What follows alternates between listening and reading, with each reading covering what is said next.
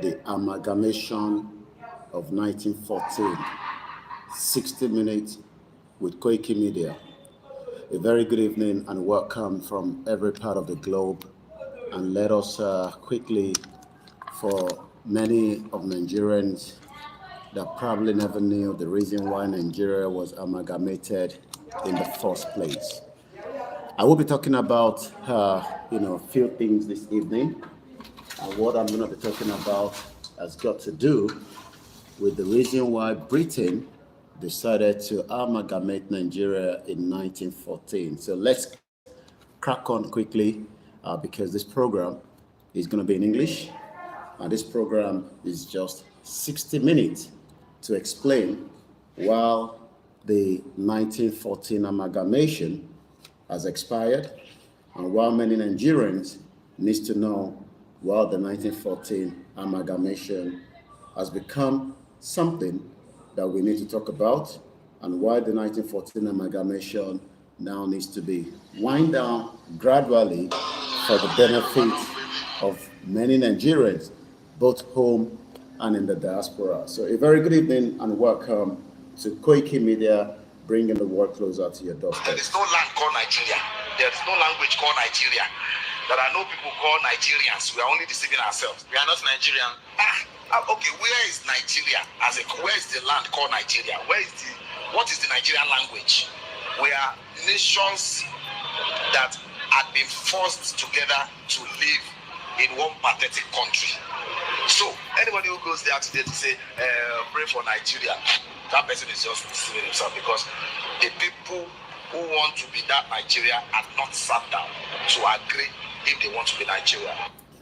Well, the people who are asking why are the Yoruba people campaigning for the right to self-determination, I'll quickly like to explain one more time that the 1914 amalgamation came to being, for reasons, and those reasons I'll be explaining that in the next 60 minutes. So you want to sit back and enjoy this broadcast because it's very important for those that probably might not understand while the Yoruba are now saying our right to de-amalgamate away from Nigeria is the reason why we are doing what we are doing. 60 minutes, as we say, is this broadcast. It's going to be in English. Please, let's sit back and let us enjoy it. Let's start with the Yoruba anthem to kickstart the program.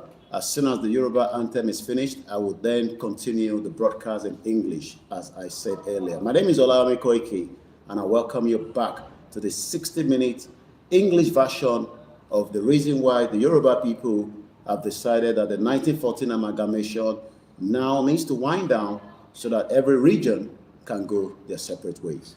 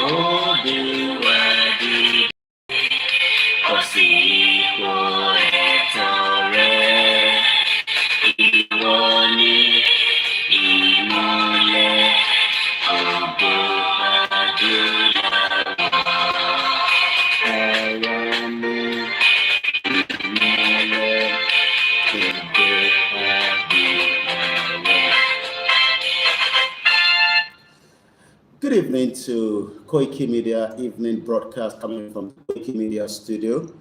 As we continue to educate, as we continue to highlight and discuss all the reasons in this world, while the 1914 amalgamation now needs to wind down for the benefit of all Yoruba people to exit Nigeria.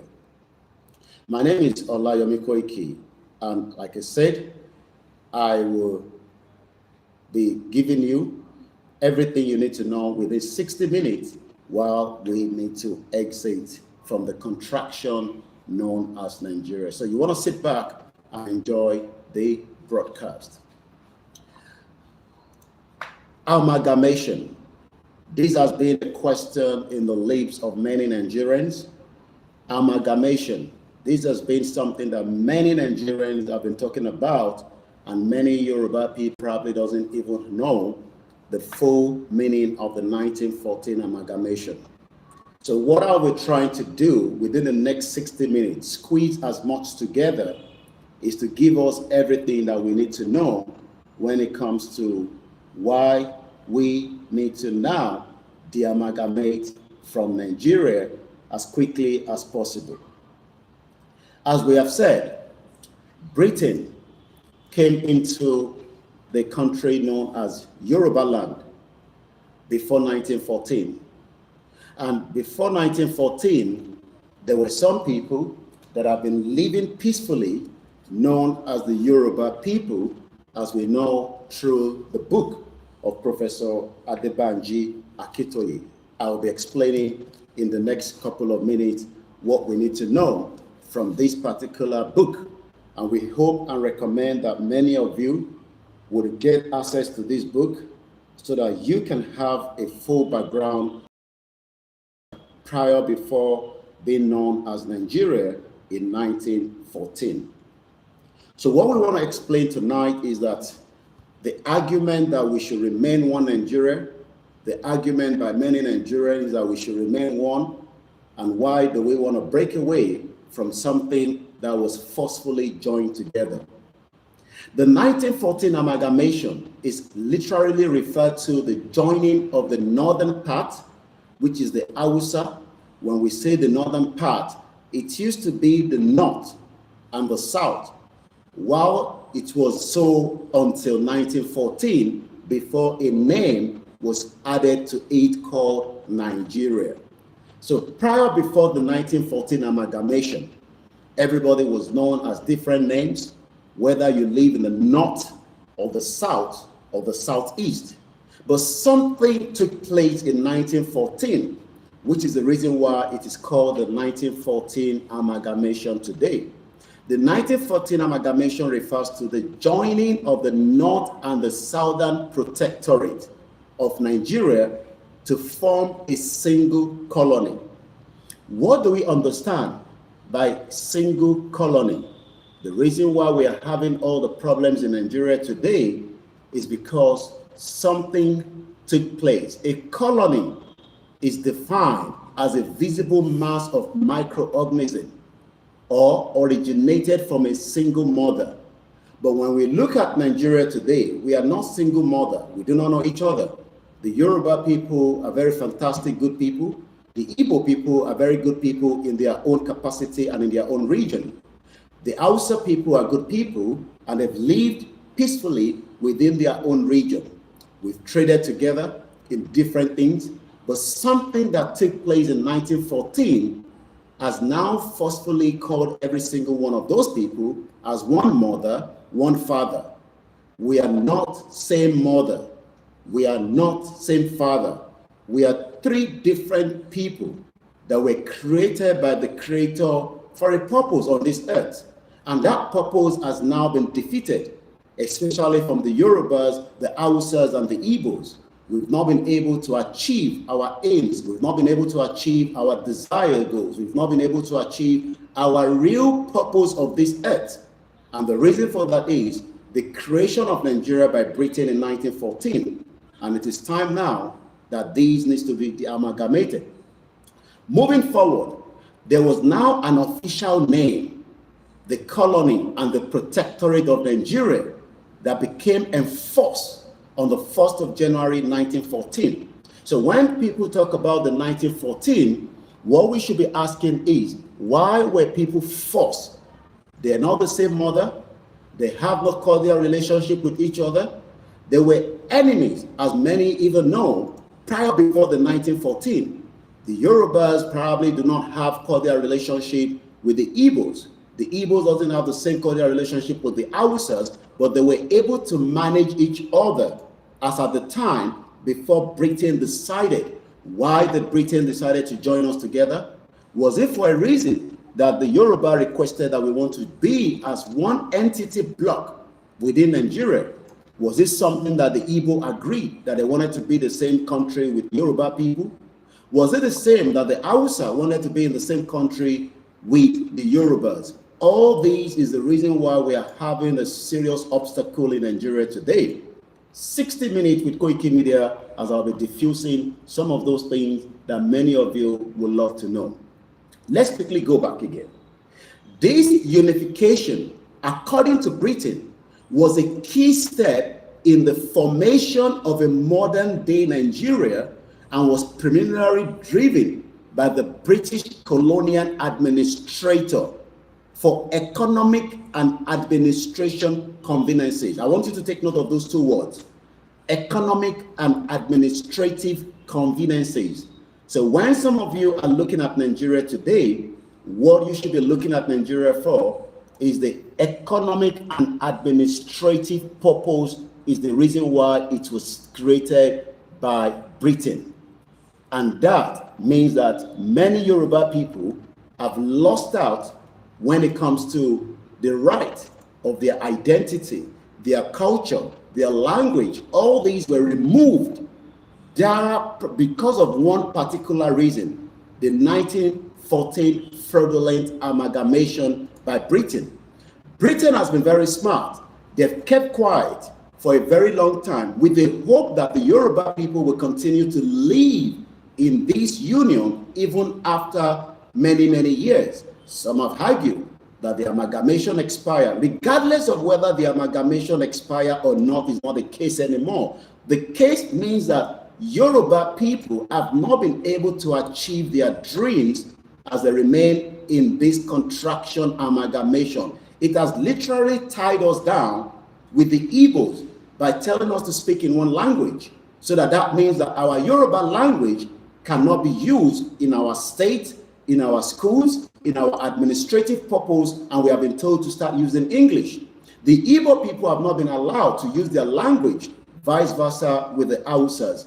Britain decided to call it Nigeria and then switch the language from Yoruba to English. And that means today, after many years, we've not been able to unite because Britain never created Nigeria for the purpose of our unity. Britain never created Nigeria for the purpose for us to have a cordial relationship as people that live together. Britain decided to forge ahead with us, without us, to create what we now call the economic and administrative conveniences for their own purpose. Let's give you some of the key aspects of the 1914 amalgamation: purpose, leadership, economic motivation, political and cultural context, and short-lived. The purpose of the 1914 amalgamation, the British colony administration sought to create what is now called a unified entity for administrative and financial purposes. My question to you that I continue to argue that we should remain one Nigeria is, have we been able to achieve a good financial efficiency as Yoruba people in the last 1914 till date, which is approximately about almost 110 years old of the creation of Nigeria? So when people say now that why do you want to exit Nigeria to become a full Yoruba country, Yoruba was not formed. Yoruba people were created by Eledumare before 1914. And we want to return back to how the Creator created us so that we can achieve our desire, keep our identity, and make sure that our language will remain the same, just as languages that are spoken in Denmark, in Germany, in France, in Saudi Arabia, because those are languages that represent the people.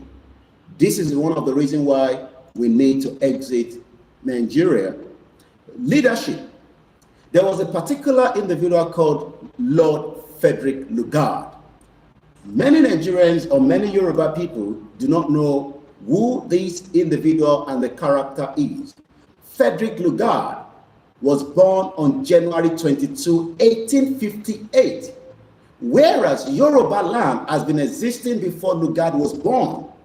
Yoruba land has been existing in far back as thousands of years, according to the book, The Yoruba People. So when those of you that argue that we should stick to Nigeria, the question is, even the man that created Nigeria on behalf of Britain was born in 1858. He actually died on April 11, 1945, at the age of 87 years. Our father that is making us to understand the reason why we need to return back to where we are today is 90 years old. That means Baba Akintoye is still alive to witness something magnificent, and that means to tell us to de-amalgamate from Nigeria so that we can achieve exactly what we wanted to have achieved, that Britain never wanted us to be. What did Lugard do to Nigeria? Lugard's greatest contribution to the making of the modern Nigeria. So when you are hearing Nigeria and you still want to be Nigeria, a white man created Nigeria. A white man is not our grandfather. A white man is not our great-grandfather. A white man came into the being of Africa, went into Yoruba territory, worked with us, forced Nigeria on us after joining it together with the Igbos and the Hausas and the others on the 1st of January, 1914. Nigeria was successfully amalgamated. It was not successful because there was no serious consultation. When Britain wanted to leave the European Union, they were making serious consultation among the British people, whether they want to remain in the European Union or they wanted to exit. So when some of you argue that our coming out for the rally in the next couple of days or weeks is not justifiable, we have already made enough campaign in the creation of awareness. And Baba Akintoye have every right to declare Yoruba nation at the appropriate time should he want to do so that we can return back to where we are. If our Oba doesn't accept it, they need to go back into history and ask why we were amalgamated. If our politician doesn't like it, they need to go back to history why we were amalgamated. Whoever amongst the Yoruba disagree with what Baba Akintoye is doing right now should return back and ask why we were amalgamated and the reason what I am doing this evening. Even after the amalgamation, the two parts remain as two separate countries without separate administrative. The question is, why did Lugard even made it to Africa? Frederick Lugard, like I said, was born in 1858. He died in 1945. He was a prominent British colony administrator that was sent from one part of the globe to the other. He was actually in India until he came into Africa, whose career significantly shaped the British Empire present in Africa. So when you look at the British Empire today in Africa, while there are many conflicts, many sabotage, many disaster, Frederick Lugard was literally forced into all this situation. He actually shaped the British Empire present in Africa that we know today. Do you know that he was not born actually in the United Kingdom? Yes, Frederick Lugard that joined Nigeria together, a white man, was born in India to the missionary parents. Lugard faced personal challenges in his early life, including the loss of his mother. How can we accept these in 21st century to continue to be told to remain one Nigeria, knowing fully well that the man that created Nigeria himself was not even born in the United Kingdom? Yes, he was born to the British parents, but he himself never was born in United Kingdom. Let's go back to the reason why amalgamation is still existing. We go back, economic motivation. The Southern Protectorate, which is called the Yoruba part of Nigeria today, had a budget surplus.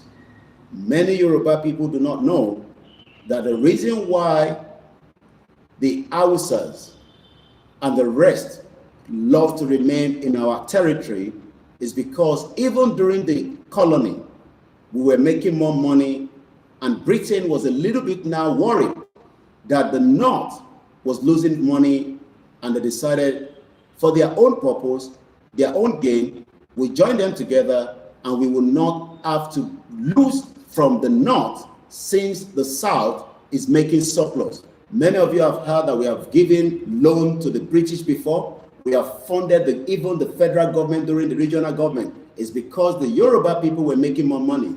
Today, millions of our people are living in abject poverty. Millions of our people have decided that, it is now time to return back and fix the broken Yoruba land that has not worked for us. It has only worked for Britain rather. It has worked for many other countries.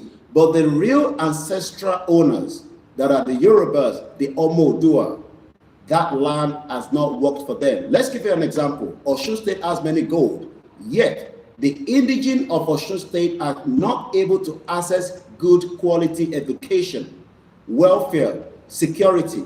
Ondo State has a fantastic riverine, yet many of those citizens have not even had opportunity to use the water for the purpose that will enrich them to become millionaires in Nigeria. Let's look at Ogun State. Many resources, yet these resources is not available to millions of Yoruba people residing in Ogun State. Let's look at Ekiti State. Ekiti State is a fantastic place when it comes to the weather. When you think about it today, many Yoruba people cannot make it to the farm. Let's come back to Oyo State. We have seen the attacks, the late one from Ijagboyi, the town in somewhere in Oyo State, where the farmers was attacked, ambushed by Fulanis. Let's look at Lagos State. Lagos State has become congested because other people want to live in Lagos State while they've left their own state thinking that they can only make it out of Lagos State. This is why, as at the time of the colony, the Southern Protectorate had a budget surplus while the Northern Protectorate faced deficit. Do you know the meaning of deficit? Deficit is when somebody is losing money. Britain doesn't want to make the North as something that will work. So rather than fix the deficit, they wanted to use the extra money from the Southwest to fund the North. The amount by which something, actually a sum of money, is too small. What Britain was making out of the Northern Protectorate was not enough, and they wanted to make sure that they can use part of the Southern Protectorate to fix the problem. Political and cultural context. The amalgamation brought together divisive ethnic, religious, and political groups. Today, we have the Fulanis that are currently operating full into the country. When you look at it, our culture is different. Our languages are different. Yet, Britain went ahead and created Nigeria. When you look at the political terrain, you are being told that rotational must continue in Nigeria. That means, when power comes to the south, power then goes to the north. But why is power not going to the southeast? Because nobody trusts the Igbos. Do not allow them to have power. If Nigeria was a true country, power should be shared among all the regions, because that is the purpose that it was created in the first place, for political purpose. But that political purpose have not been justified, and that means those in the southeast have been shortchanged, short-lived. The amalgamation for only 7 months before the World War I began. Now let's dive into the Southern Nigeria Protectorate. The Southern Nigeria was a British protectorate. And when we look at protectorate in the context of international relation is a state that is under the protection by another state. The reason why we keep hearing that the Nigerian High Commission in London belongs to the Yoruba is because we were still having cordial relationship with the British before the independence of 1960. But Britain again knew that when the Yoruba had a full access to their region, they will be able to prosper under Baba Ulawo. So the first ever election in Nigeria in 1959 was rigged by Britain, and that is why the current past and previous election will continue to be rigged, because British knew very well that if you have a stable election, your life will be better. In the coastal area of the modern day Nigeria, it was formed in 1900. When Britain talks about 1900, the Yoruba people have been existing, according to Professor Adebanji Akintoye, when we go back and look into his book. The Yoruba are one of the most populous peoples in Africa. They are famous as one of the Black Africa most outstanding civilization. Britain never brought civilization to Africa. Britain never brought civilization to the Yoruba people. We have been far ahead civilized before the Europeans or the Portuguese came into Africa.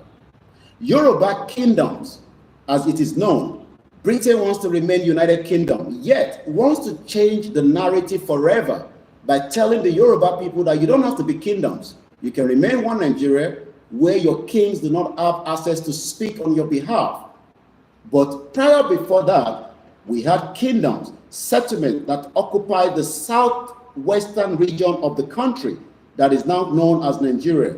This was also extended to Republic of Benin Republic, Togo, through the transatlantic slave trade. The Yoruba religion has now been bastardized. We are told that the Isheshe, the tradition of the Yoruba people, is not something that we should, like to use. We can think about Christianity and Islam, even though these are not our religion. Our true religion is our traditional religion that Britain knew very well. When you look at when the Queen Elizabeth died, many of us saw the animal, the goat, that was used for ritual. We saw King Charles sitting on the stone. Ritual. Ritual continue in United Kingdom, while ritual is told as diabolic in Yoruba land today. Many Yoruba people have now run away from becoming known to something that their forefathers were able to use successfully to look after themselves. We can do better. We can research on some of those things. We can use it in accordance to help us spiritually, healthcare. But today, Britain and all other pharmaceutical companies continue to use our tradition to do most of these drugs that is used and applied on us. But when we talk about our own tradition, it has become diabolic. Most of it comes through the movie that you've watched for a very long time. All these movies were used for one purpose: to destroy Yoruba tradition, destroy the Igbo tradition, destroy the Hausa tradition. And that is why many Yoruba people have run out of becoming known as Omo Oodua. Let's go further. Yoruba religion, language, and culture were transported to the New World, where they survived. We look at Yoruba people as far as Brazil, Cuba, Jamaica. It's because they were transferred during the slave trade. Yet, it continued to decline as Yoruba language is not spoken, is not something that we speak in our school. If our governor wants to allow Yoruba to be enforced in our state today, those that are not Yoruba will challenge it in the court of law. Because why? Because we are one Nigeria. But when we become a full independent Yoruba country, just like any other country that you visit around the world, is either you speak in their language or you return back to your country. You will not tell a German to speak in English as long as you want to live in Germany. You will not tell an Italian to speak in English. Should you want to work and survive in Italy, you will have to speak the language. So those that are challenging Yoruba to be spoken in all our schools will dare not do so when they arrive in Denmark, when they go to Saudi Arabia. You will have to learn those languages to live and work in those countries. Let's tell you how far Yoruba has dated. According to Baba Akintoye, Nigeria is not even 200 years old. Nigeria is not yet 150 years old. We will de-amalgamate from Nigeria peacefully. We will come out for our rally at the appropriate time. Baba Akintoye will have every right to declare Yoruba people to return back to where we are, dating back to 1000 CE. The Yoruba has been existing before the fraudulent amalgamation. Let's take you back again quickly to the amalgamation discussion because we have 29 minutes to the conversation. My name is OLAYOMI KOIKI. It's just 60 minutes to talk about the 1914 fraudulent amalgamation. Let's go further. The Union of Niger Coastal Protectorate, with territories that was chartered by the Royal Niger Company, Many Nigerians do not know what Royal Niger Company means. Royal Niger Company was what the British was using to operate as a business empire, as a business entity, to take resources on behalf of Britain and sell it around the globe. So the Royal Niger Company was a mercantile company. Yes, you heard it very well. Ilé-iṣẹ́ company. This company was used for the purpose of one thing: to defeat the indigenous people of their right to their resources, take out those resources. Most of the railway that British created when they were in the country was only from that purpose of where they were extracting straight to the port, to the shipping line, and removed to all over the globe. So the Royal Niger Company was a mercantile company chartered by British government in the 19th century. It was formed in 1879. Remember, I told you these were Yoruba land that Britain was using as their own business center.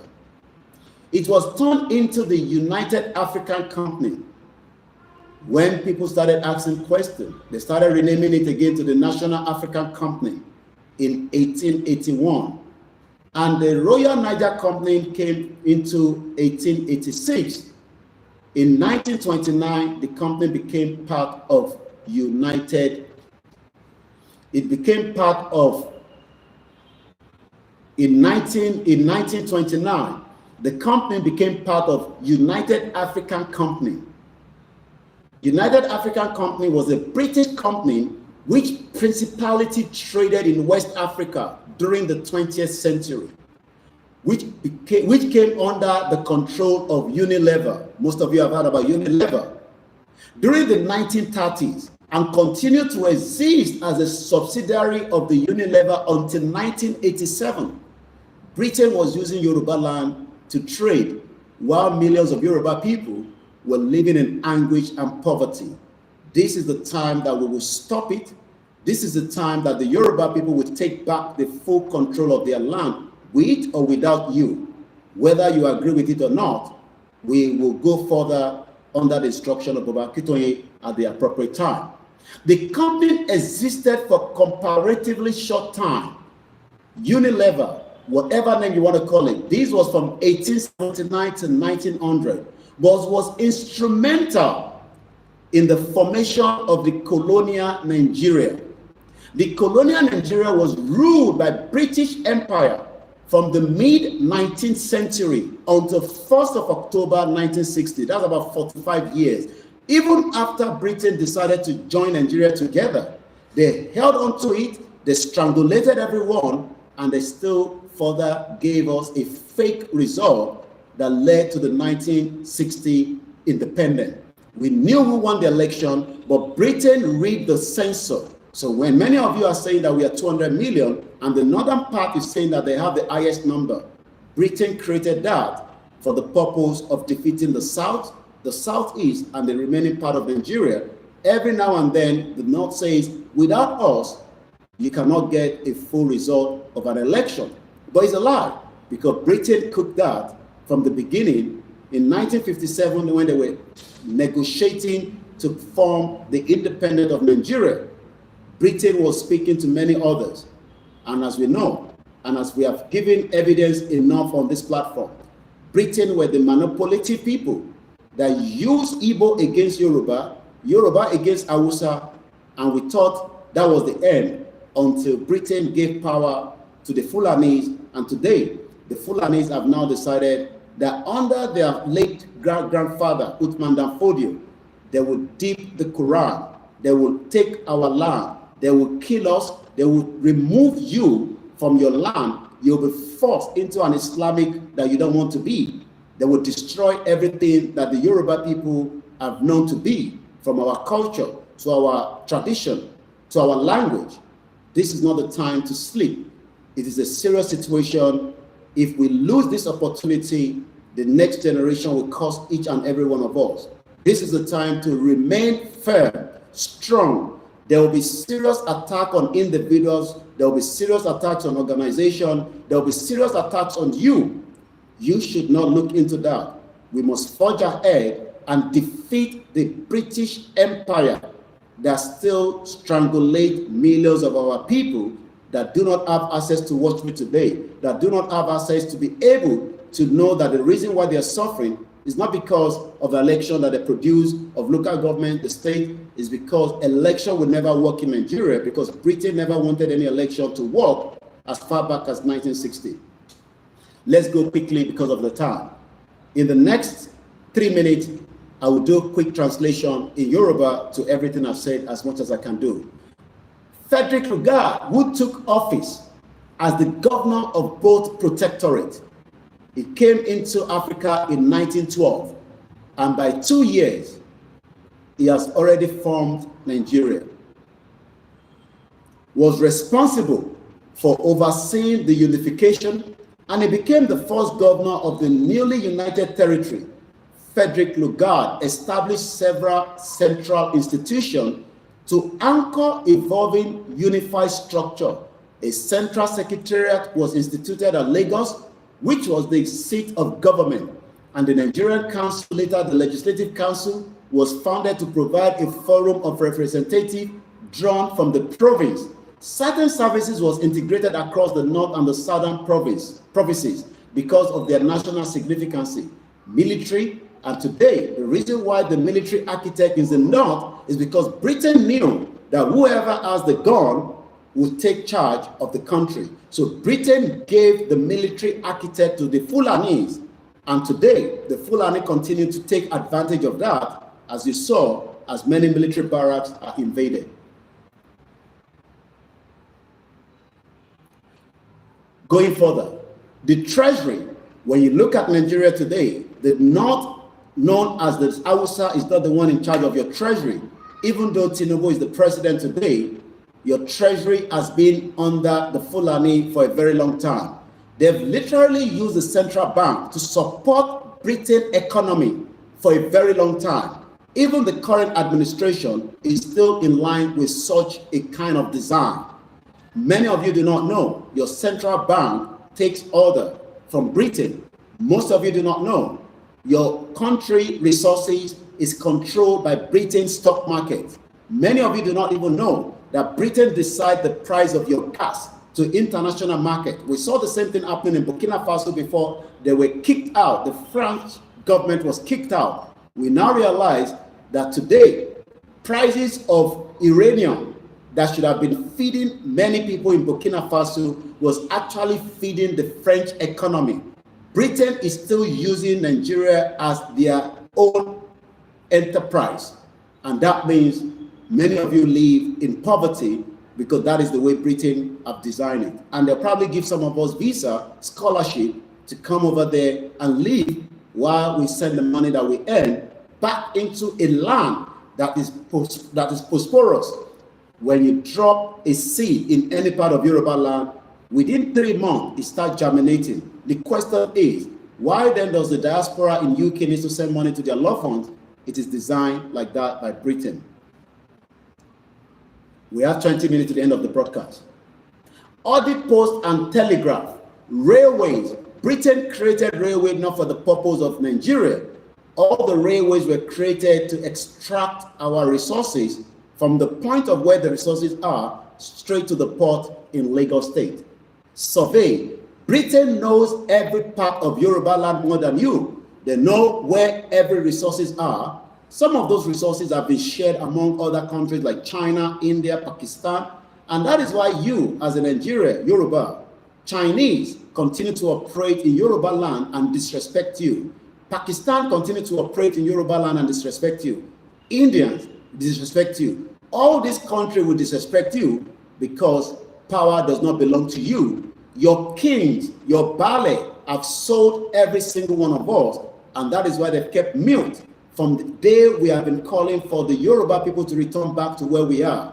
Your king cannot speak because every month, each of this country, each of these people that are operating on the land are giving them kickback. The process of unification was undermined by the persistence of different regional perspectives on governance between the north and the southern province by Nigerian nationalists in Lagos. While Southern colonial administrator welcomed amalgamation as an opportunity for imperial expansion, their counterpart in the North Province believed that it was injurious to the interests of the areas they administer. The North never wanted to be part of Nigeria, yet Britain decided to say, how are you going to survive? You have nothing in the North. It is going to be in your interest to join the South that has water. We've talked about Ruga. We've talked about our land. All these are the reason why many of us today have suffered the consequence of one Nigeria. Administration, governor.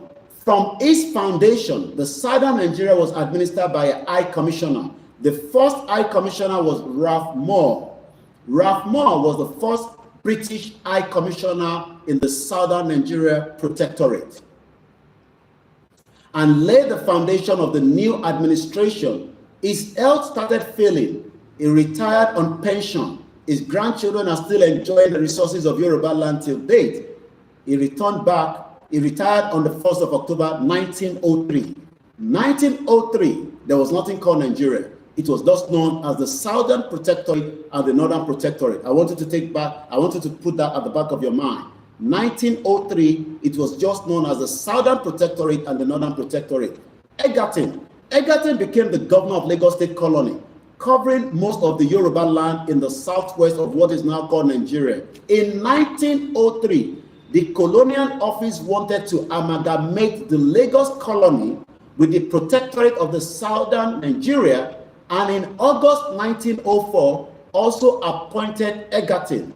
Like I said, Walter Egerton was a British colonial administrator who was the governor of Lagos colony from 1904 to 1906, the governor of the Southern Nigeria from 1906 to 1912, and the governor of the British Guyana from 1912. So Britain was using all these white monster men to operate on our land to satisfy the interests and the economy of Britain.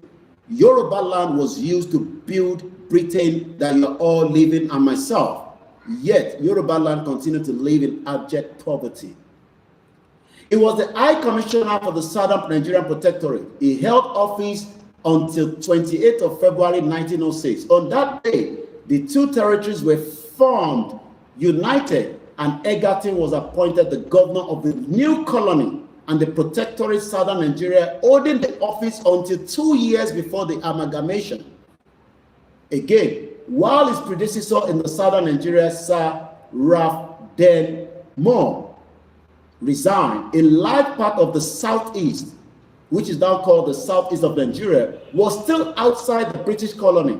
On taking office, Egerton began a policy of sending out annual pacification patrol, which generally obtained submission through the threat of force without being required to actually use the force. When Egerton became the governor of Lagos State, he enthusiastically endorsed the extension of Lagos-Ibadan Railway onto Osogbo, and project was approved in November 1904. Construction began in 1905 January, and the line reached Osogbo in April 1907. He favored railway over river transport, and he pushed to have the railway further extended to Kano by the way of Zaria. He also sponsored extensive road construction, building on the legislative foundation laid by his predecessor Moore that I told you fell into illness.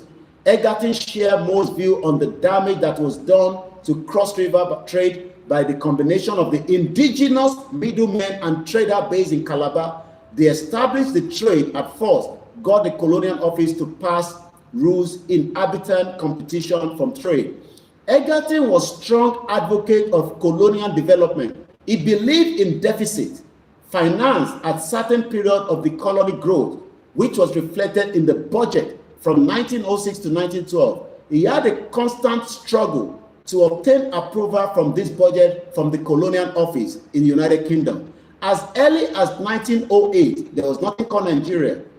Egerton supported the idea of a properly organized agricultural department with an energetic and experienced head, and the Department of Agriculture came into being in 1910. Remember, there was no Nigeria as of 1910. Egerton endorsed the development of the rubber plantation, a concept familiar to him from his time in Malaya, and arranged for land to be leased for this purpose. People that owned those land were not enjoying the rubber plantation. They were exported to United Kingdom and all over the world to build their own economy. This was the foundation of a highly successful industry. He also thought there could be great potential in the tin field near Bauchi, and thought that if proven, the branch line to the field would be justified. Egerton came into conflict with the administration of the North, Nigeria, on a number of issues. Remember that the South were operating, but Egerton started pushing into the North before the 1940 amalgamation. There was a debate over whether Ilorin should be incorporated into southern Nigeria, since the people were Yoruba, or remain in the North Nigeria, since the ruler was a Muslim, and for the time, Ilorin had been subjected to Umayyad Caliphate. Now you see why they always say Kwara State is not Yoruba land. It is for the northern part of Nigeria. These are what Britain did, and we must stop it now. We have just a few more minutes before the end of this 60-minute amalgamation discussion. There was an argument about the administration of duties on the goods landed on the coastal and carried into the northern Nigeria. Today, you can see that many of these in the north do not want alcohol, yet the resources from alcohol in the southwest is still used to fund their own lifestyle.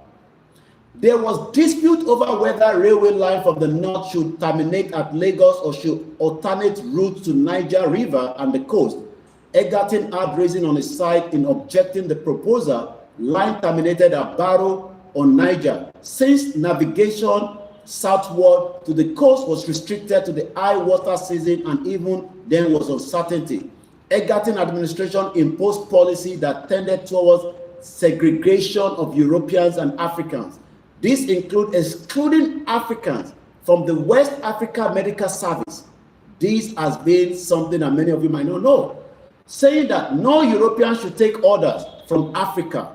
You can see why even when Africans went during the Pope burial, they were kept sidelined, which had the effect of ruling out of African doctors from serving with the army. Egerton himself did not always approve of this policy.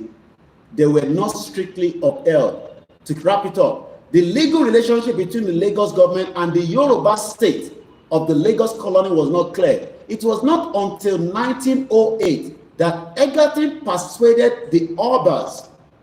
They've always persuaded the Obas. Your Oba will be continuing to be persuaded as they are hearing that the Yoruba people want to go. Britain will be speaking to Ooni of Ife, the Alaafin, and many of them to warn them that they cannot allow Nigeria to break right now, and they should start thinking of what to do with Babakitoye and those that are clamoring for the dissolution of Nigeria. Your Oba has always been used by Britain, not today, even as far back as 1908. Let's go back to that. The legal relationship between the Lagos government and the Yoruba state was not clear until it was 1908 that Egerton, the governor of southern part of Yoruba land called Nigeria, because it was not Nigeria then, they were calling it southern part. So every time you hear Nigeria, Nigeria started from 1914, but prior to that, they were calling it the Southern Protectorate, the Northern Protectorate, and the Lagos Colony. But Egerton pleaded with our Obas to accept the establishment of the Supreme Court in the main town in 1912, 2 years before the 1914 fraudulent amalgamation. Egerton was replaced by Frederick Lugard, and this is how amalgamation came to be. Fún àǹfààní gbogbo ọmọ Yorùbá tó gbogbo tí mò ń sọ látàárọ̀, èyí tá à ń ṣàlàyé fáwọn èèyàn wa ní ìwọ̀nba díẹ̀ ni pé bí wọ́n ṣe kó gbogbo àpapọ̀ láti 1914, bí àwọn ọba ilẹ̀ Yorùbá wọ́n ṣe jẹ́ ọ̀dàlẹ̀ tí wọ́n gba ìgbàkúgbà fáwọn òyìnbó níjọ́ náà lọ́hùn. Gbogbo ọmọ Yorùbá tí ọ̀rọ̀ 1914 amalgamation òye, iṣẹ́ tí 1914 amalgamation wá ṣe ni pé òwò láàrin ìjọba Britain àti máa lo ilẹ̀ Yorùbá láti ṣe gbogbo láti kó gbogbo nǹkan àmúnù tí ó jẹ́ resources wa, whether it is gold, whether it is timber, gbogbo tó lè kó nílẹ̀ Yorùbá ní ilẹ̀ Ìgbò. Kódà níjọ́ náà lọ́hùn àwọn tó jẹ́ ìjọba tí wọ́n operate ní orílẹ̀ yẹn kò sí kankan tó ń jẹ́ Nàìjíríà before 1914. South àti North ló ń pè é, but lẹ́nìí tá bá ń sọ pé kí ni 1914 amalgamation? 1914 amalgamation was to put everybody together so that we cannot succeed as Yoruba people. Ìdí tá a ṣe sọ pé àsìkò tó, ilé tó lọ. Ká tó parí ètò náà, ẹ jẹ́ ká gbọ́ ntí president tàná tó sọ nípa 1914 fraudulent amalgamation tí à ń pè ní Jonathan. Ẹ̀yin tẹ́ wà lórí Facebook ẹ ní lè gbọ́ nítorí pé ibi tá ti fẹ́ play jáde.